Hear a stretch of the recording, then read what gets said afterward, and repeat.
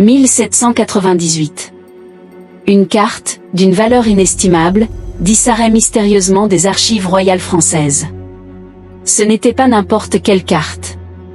Elle décrivait un continent inconnu, une terre perdue en plein milieu de l'océan Atlantique. Plus de 2 siècles plus tard, cette absence continue de hanter les historiens et les cartographes. On l'appelle le fantôme de la carte perdue. L'histoire commence sous le règne de Louis XVI, qui, fasciné par l'exploration, commande une cartographie exhaustive du monde connu et inconnu. Le projet est confié à des cartographes d'élite qui s'inspirent de sources anciennes, dont certaines remonteraient au célèbre amiral ottoman Piri Reis et à ses propres cartes énigmatiques. Elles-mêmes basées sur des documents encore plus anciens, peut-être précolombiens.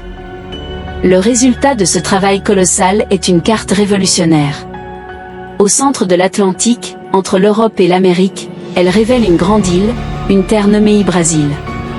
Une île légendaire, mentionnée dans les mythes irlandais depuis des siècles, mais que personne n'avait jamais pu localiser. Cette carte, c'était la preuve. Elle était la clé d'un nouveau monde. Mais en 1801, en pleine tourmente post-révolutionnaire, la carte s'évapore littéralement des coffres royaux où elle était précieusement gardée. Volée ? Détruite ? Cachée ? Personne ne le sait. Elle devient une légende. Alors, est-ce que tout cela n'est qu'un mythe, une histoire inventée pour faire rêver ? Pas si sûr. Des indices troublants et bien réels ont refait surface au fil des décennies. D'abord, dans les archives secrètes du Vatican, un document daté de 1820 fait mention d'une carte atlantique scellée, dont le contenu est jugé trop sensible pour être révélé. S'agissait-il de notre fameuse carte ? Ensuite, bien plus tard, en 1902, des pêcheurs bretons rapportent des témoignages étranges. Ils décrivent avoir navigué dans des zones de brouillard anormalement épais, au large, où ils auraient aperçu des côtes et des rochers qui ne figuraient sur aucune de leurs cartes marines. Des récits qui ont été consignés dans les journaux de bord, puis vite oubliés, classés comme des illusions ou des erreurs de navigation.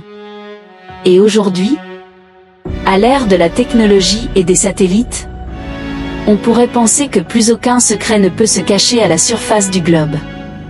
Pourtant, si on regarde attentivement les données bathymétriques de Google Earth, ces cartes qui révèlent le relief des fonds marins, on découvre quelque chose d'intrigant. En plein milieu de l'Atlantique, précisément là où Yggdrasil était censé se trouver, il y a une anomalie géologique. Un immense plateau sous-marin de la taille de Madagascar, qui s'élève bien au-dessus des plaines abyssales environnantes. Une simple coïncidence géologique ou les vestiges engloutis d'une terre qui existait autrefois? L'énigme reste donc entière. Cette carte a-t-elle réellement existé? Était-elle la preuve d'un continent oublié, peut-être englouti par un cataclysme?